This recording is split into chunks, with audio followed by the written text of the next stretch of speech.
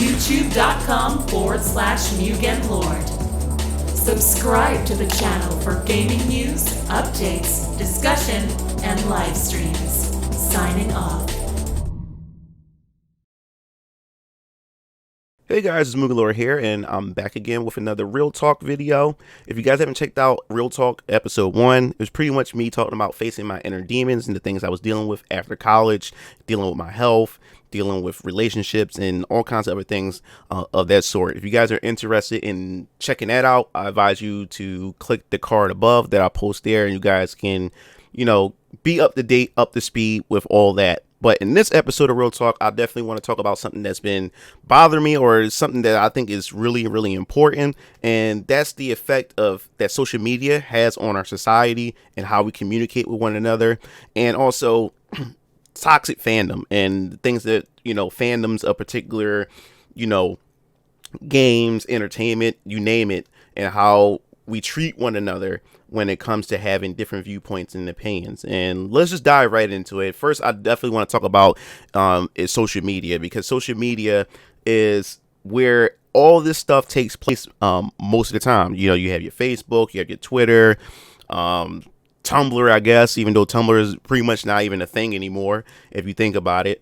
And you have all these other places. And I can remember and recall back in the day when MySpace was a thing. MySpace was just interesting because it plugs you in and it connects you with anyone and everyone from all over the world. First, it was, AOL Messenger. We all remember that. But then we had MySpace. That was more of the, I guess you could say, the images aspect of things.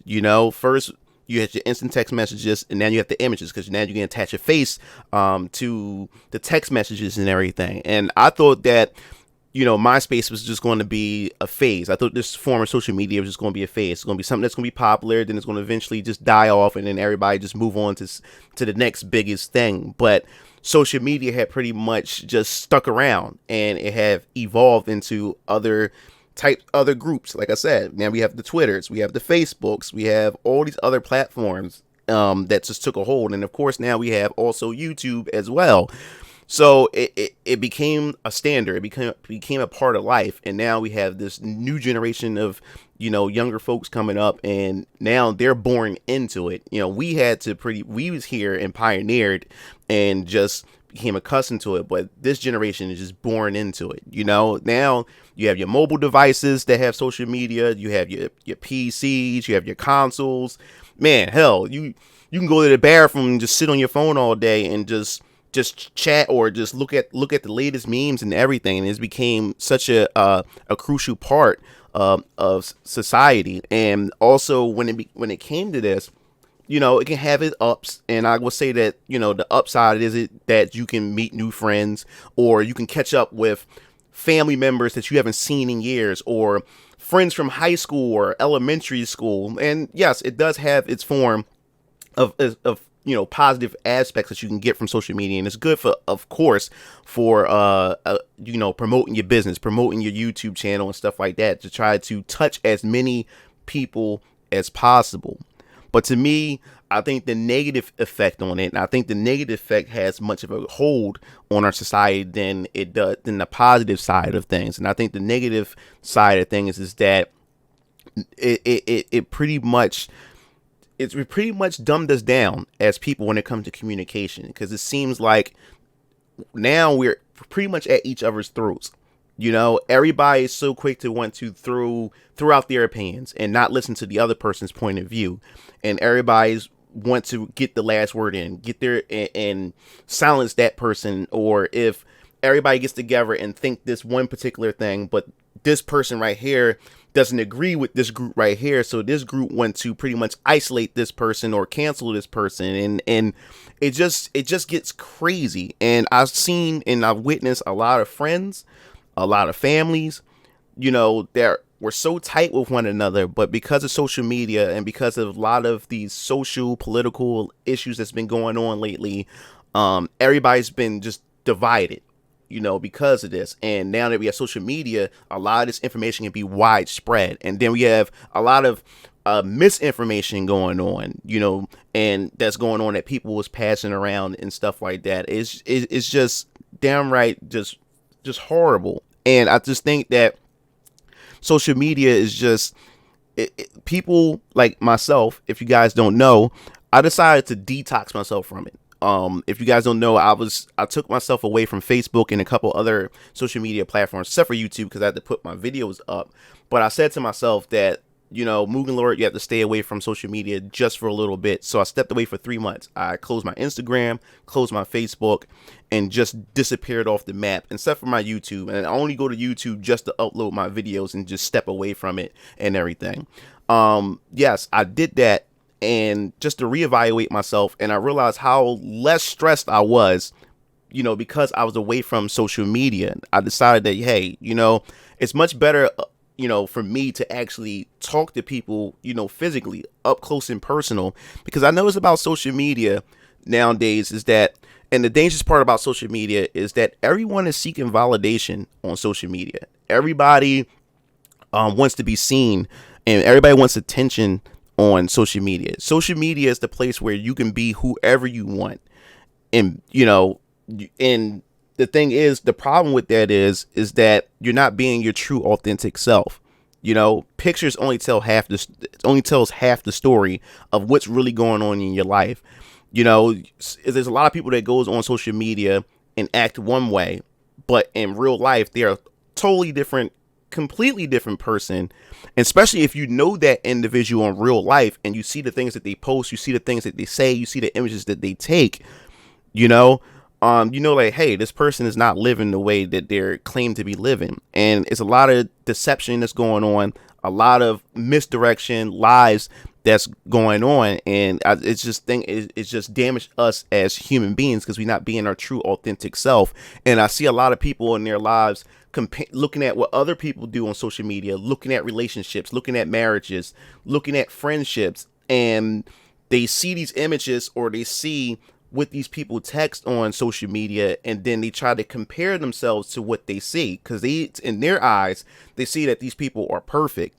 And it actually does more harm, is because these people try to, I guess you could say, measure themselves up to what they see on the internet, and all of that could possibly be a lie. And most of the time, it's never the full truth or the full context, and that's the dangerous part. And most of all, especially in gaming, what's been going on with the media and stuff, we have a lot of social political issues that's going on, and we have a lot of people, which, me, if you know my stance, there's a lot of people that's virtue signaling, and a lot of wokeness that's going on social media. And that's another thing that really just irks the hell out of me as well, because a lot of friends or a lot of family members that I know personally, go on social media and pretend to be one way, but I know them personally and they're not that way, but they go on social media because they want that validation, or they want to seem like, hey, like, I'm this progressive, and I'm that progressive, and this, that, and the third. And me knowing them personally, I know that they're not about that life.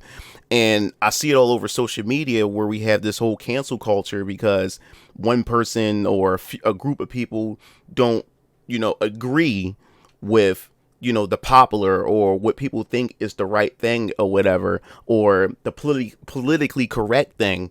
So everybody begins to go after that person, isolate them, shut them down, try to ruin their lives. And I just think it's just downright disgusting altogether. I just think that social media just brings out the worst in each other. And this what brings me to the whole toxic fandom thing. Recently, if you guys, for the past couple weeks, you guys know that I've done a video for Final Fantasy VII Remake discussing the ending, in my opinion, and what I think about the Final Fantasy VII Remake ending. Now, if you guys haven't checked it out, I'll advise you go check it out if that's something that you want to look into. If you don't, that's fine. Well, I didn't think that this video was going to gain this much traction, especially for something as small as my channel. And I think it's almost about to reach, or should be almost at 5K, as I mentioned it in the video. I didn't expect it to gain a lot of traction. At one point, YouTube even recommended it, which I was surprised as well. And it was pretty much me talking about how I just disliked the ending. I don't like the direction that the story could possibly go, because me being a fan of the original Final Fantasy VII story, I love the lore, I love the theme, I love its characters and everything. And I bought the game knowing, of course, it's a remake, and I've said it 100 times over and over again. Yes, there's going to be some changes that's going to be done to Final Fantasy VII Remake. Now, what a lot of people don't know is when I think of changes, or when I did a video, if you haven't checked it out, a difference between a remaster, a remake, and a reimagine, I was expecting a remake. I wasn't expecting a reimagine. Yes, I know remakes does make changes. Now, when it comes to remakes, the remakes normally takes the original concept. The original concept, its themes, its narratives, and everything. Keep that intact. But yes, changes are implemented in order to flesh out the story elements that's already there in the original story. It changes some things to make it flow right, or to make it much more digestible, understandable, and also remakes add to things, add to concepts that's already there. So it fleshes out. So anything that the developers or that the writers from the original didn't have that chance to fully explore, in a remake they can do those things. They can pretty much flesh out. They can pretty much add to it. But they don't do anything to change the overall storytelling or the overall theme or the overall core elements that makes the original the original. It just complements it. With Final Fantasy VII, in my opinion, what Final Fantasy VII Remake does, in my opinion, they are reimagining it. And I did a video before, and a reimagine means to rethink, to reinterpret a conception. This is a reinterpretation. They using the original. We see a lot of the original story beats happening, but they're happening under a whole nother context. It's not the same context. Yes, you can have the same story set pieces, you can have the same characters and locations, but it doesn't mean that the narrative is the same, because it's not. They're telling a totally different story, just using the same set pieces. Now the thing is, I don't have an issue with Final Fantasy VII Remake telling a different story. I don't have a problem with that. My issue is that the developers called it a remake. So when most people think of a remake, or a portion think of a remake, they think that, hey, it's going to be the original story, the same original story. Yes, there will be some changes, but the same story is still there. The narrative is still there. The context is still there. It doesn't deviate. It has some changes, but it doesn't deviate. But once you got the game and once you played it and you got to the final chapter, this is a whole totally different story. They're telling a different narrative. They're going through the characters are no longer the same. And Aerith even says it herself, that after we defy fate or defeat destiny, everything that we known of ourselves and everything around us, including ourselves, won't be the same. Which means that these characters, when they embark on their journey, things may not play out the same. Yes, like Kitase and Nomura and them said, that yes, it's going to follow the same story beats, but just because it followed the same story beats doesn't mean it's the same context. Now that they know that they defied destiny, they can follow the same story beats, but now the story is going to be told totally different. It's being reimagined in a totally different way. And like I said, I don't have an issue with that. But when the developers is putting remake on it and selling it off, that hey guys, Final Fantasy, this is the original story, but guess what? We have a brand new coat of paint. We did do some changes to it, but this is the same original story, and it's completely not. So when people bought the game and then got to the end, now we introduced fate and destiny as the theme, which the original wasn't, and now we introduce alternate timelines, but yet you had the title remake. This is a deviation. This is not a remake. And like I said before, I don't have an issue with that. Like I said, you name it remake, expectations are set in place, so people's going to have certain expectations. And if the developer said that he's going to deviate and tell a different narrative using Final Fantasy VII, then my expectations would have been set much differently and said, okay, all right, well, this is what it is.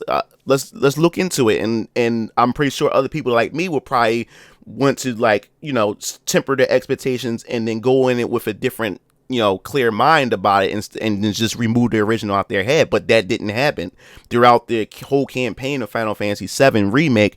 They've been showing off trailers of familiar things, and to let fans know, hey, this is the original story. And yes, we have Sephiroth here and we have this here, but everything else is still, the original and stuff. And then once the last trailer came out, things kind of went crazy or whatever. But besides that, so what I'm trying to say here, well, what happened was I ended up joining a Final Fantasy VII remake Facebook group. Well, my friend introduced me to the group. And, my friend was saying pretty much, hey, man, like, you guys, you made some good videos talking about Final Fantasy VII Remake. Why don't you share it on the Facebook group? Like, everybody else is sharing their opinions, sharing videos, sharing their playthroughs and stuff like that. And, I'm a person that's not really a community group type person because, I'm more of a loner. And if I do have a community, I make my own community and stuff like that and let everybody join my community and stuff. But I was like, you know what? I haven't done this in a while. Let me go just jump in and join this community or whatever. So I joined the community and I posted the video talking about how I disliked the ending and I'm not optimistic about the story moving forward. I posted that. Within 6 minutes, I had got over 159 comments. And man, I got destroyed in there. And the thing was, most of it wasn't having like a constructive argument with me. Most of it was just throwing insults at me, just strictly throwing insults. And what makes it worse is the fact is that what happens is they just read the context of what I said. Hey guys, check out this video. It's just me talking about how I dislike the ending, and I'm very, I'm really worried moving forward, with the series after me experiencing the ending. And people just read that and assumed that I hated the entire game. Like, people's attacking me saying, like, if you don't like the game, then don't buy the game.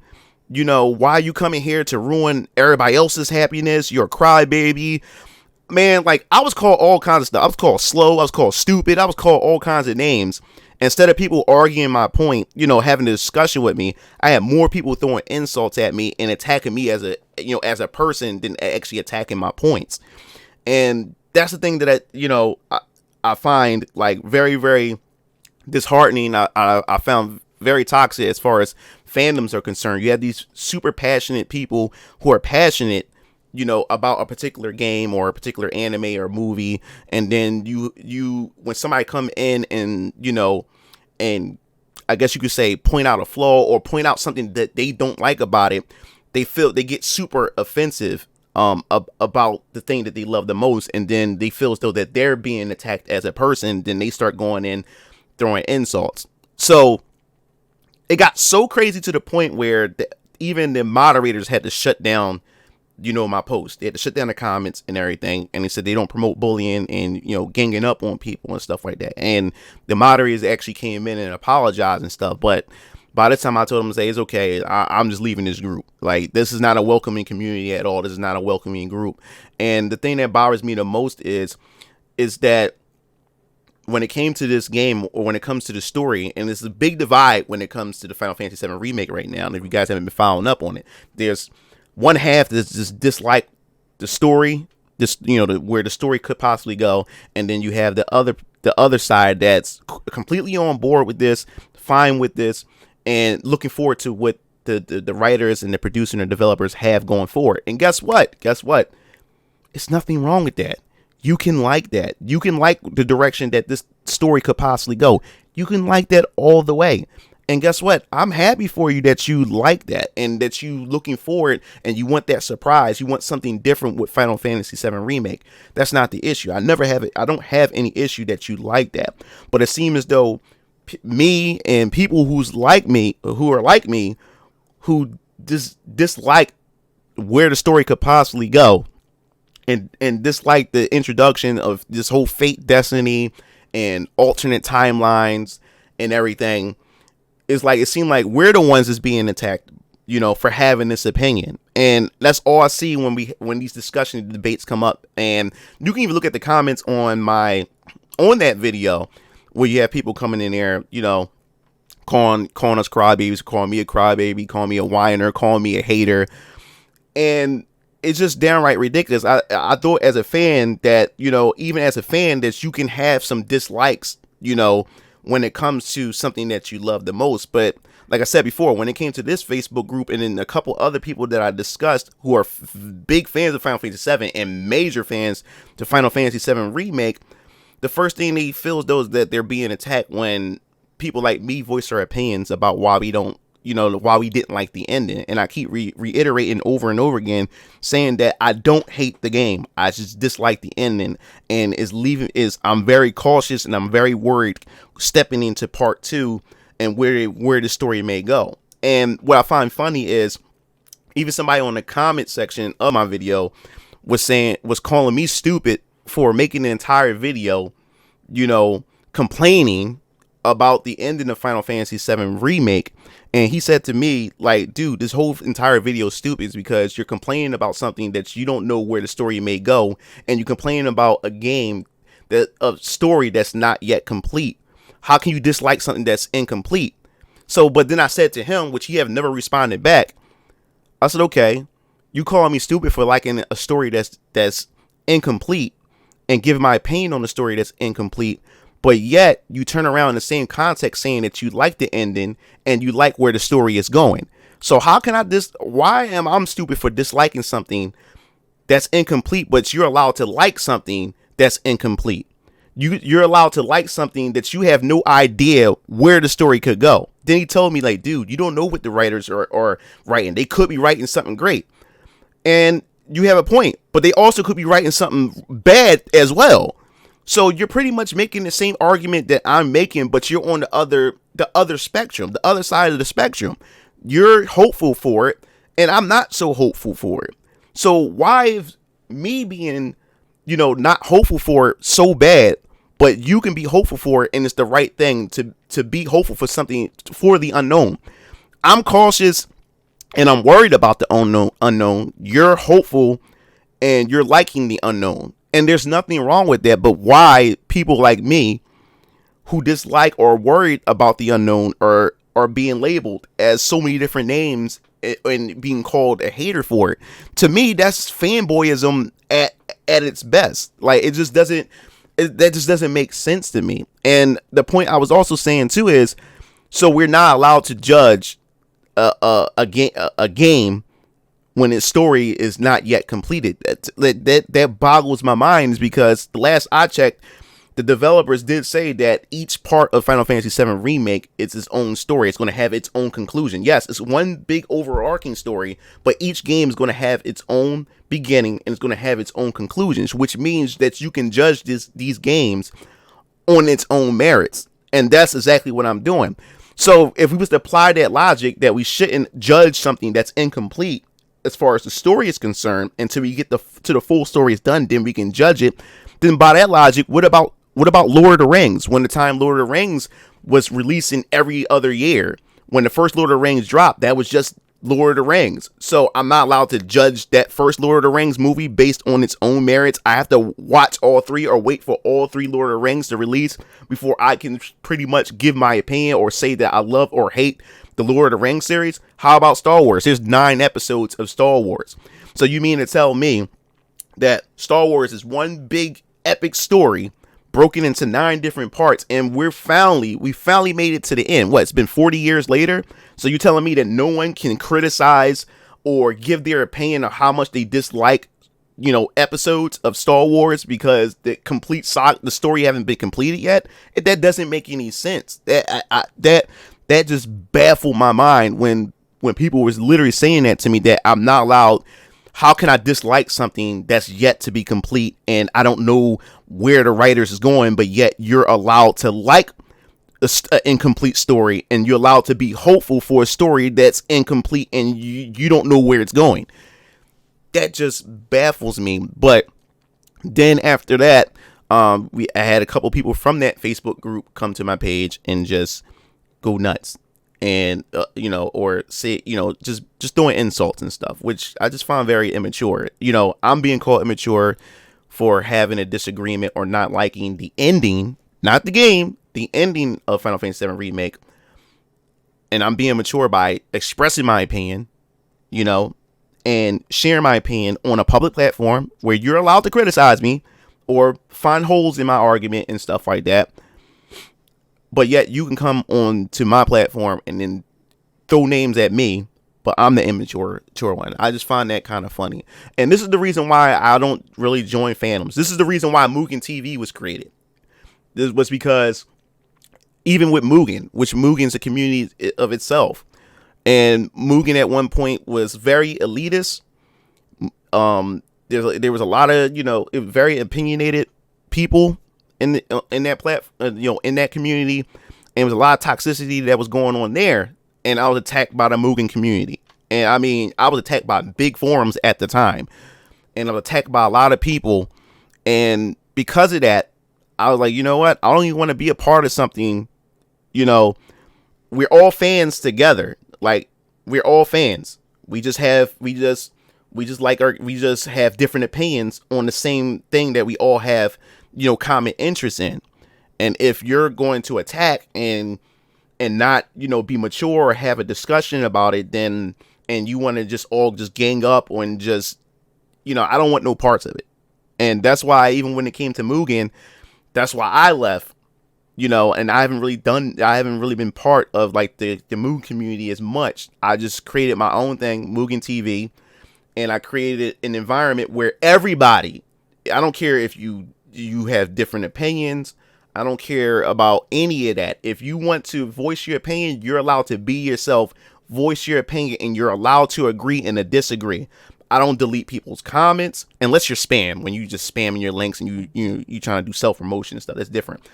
But I don't delete your comments.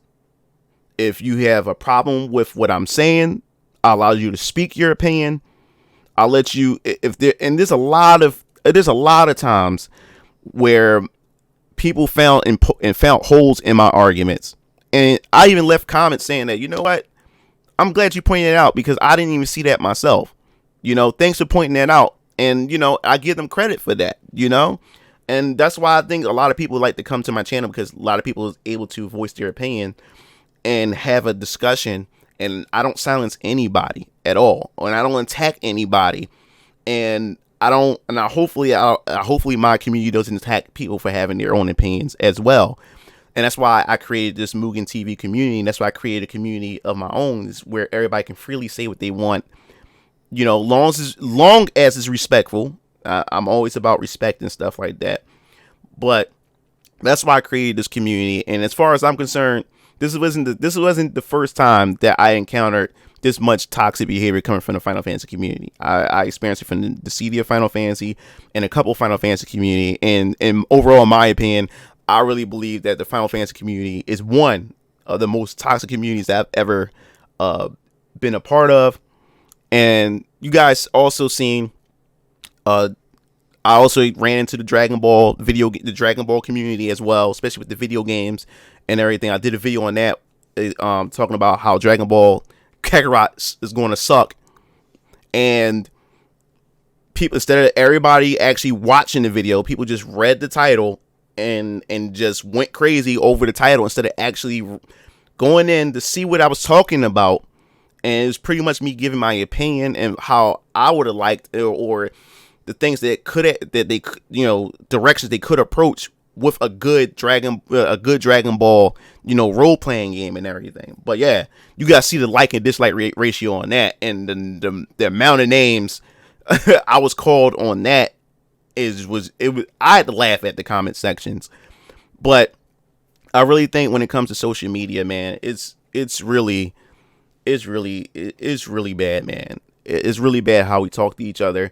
It's really bad is how we try to we have this hive mind, this tribal mentality where we all stick to our groups and we attack other people, or we isolate people from the same exact group because we all, because that one person or a group of people don't agree with that group. And I just think it's wrong. And another thing too, before I just wrap all this up about social media, it's also the fact is that how social media has, to me, in my opinion, emboldened weak people. Because there's a lot of people that I bump heads with on social media, and I know for a fact, and I've done this before, where I bump heads with these individuals on social media, but in person, they don't have that same attitude. They won't look me in the eye. And when I approach them, the mouth that they have just suddenly disappears. They don't have that same mouth. They don't. They're not a keyboard warrior anymore. Once we actually meet face to face, they are a totally different person. And I think that's a thing about social media that I hate the most. That it emboldens weak people, people who are socially awkward, people who are pretty much failures in life or don't have any self-importance in their life. They get on social media where they can be whoever they want and create a persona of someone who they wish to be, and they project that on social media. But they are none of that. They have none of those attributes in real life, and that's another thing that I hate about social media, because I know half the things that people will say to me on social media would never say that to my face, or would never say that to me in person. And like I said before, I met a few people who said certain things to me in person on social media, and then I met them in real life. Totally, completely different story. And that's the thing about communication and about social media. I just think it brings out the worst in people, and it creates this fake. People create these fake personas to hide who they really are, and it just makes them even worse in person. Because, like I said, there's a lot of people who I know or I met met off of social media are the most awkward people, or they're not the people who they say they are. And most of all, me being raised by a mother and father, especially raised my father always told me to look people in the eye when I talk to them. And there's a lot of people I met off social media, and they can't look me in the eye. They can't look me in the eye when I communicate with them at all, you know. And there's a lot of people that lack confidence, but it emboldens these type of people on the internet. And I just think it's for the worst, because a lot of these people don't, you know, they use that, and it gets to their head, and sometimes they become the worst person ever, and it doesn't translate well into real life. So that's pretty much it for this video. I know I talked for like a half an hour, was not supposed to do all that, but this was just an episode of Real Talk. I definitely want to hear your opinions. What do you think about toxic fandoms, you know, in gaming or anime, entertainment or whatever? Do you have any experiences that you dealt with toxicity and how people just go up and attack or isolate you or try to shun you out for having the opposite opinion? And what do you think about social media in general? Has it helped us as a society, or has it been breaking us down to the bare minimum, you know, as a society? I definitely want to hear your thoughts in the comment sections below. If you like the video, please hit subscribe, share it, pass it around. And I also want to say that, man, you guys hitting that thumbs up button and you guys commenting on my videos definitely helped me. I noticed that I jumped up about like 100 subscribers within like the past week or two because of the whole Final Fantasy thing. So it definitely helps me out. YouTube start recommending my video, which brings more people to my channel, and I appreciate that as always. And I encourage you to continue to do that, and also make sure that you guys hit the subscribe button, or make sure that you still subscribe, because a few subscribers of mine once again contacted me and let me know that YouTube had unsubscribed them from my YouTube channel. So make sure you guys are subscribed to my channel, and also hit the bell to be notified, because YouTube's been acting pretty funny with the notification bell as well. So that's it. This is MugenLord signing off. See you game fiends later. Peace out. It looks like you reached the end of the video. Well, while you're at it, check out some of my other discussion videos by clicking on the annotations below, and don't forget to follow me on other social media platforms to stay up to date with future content. Signing off.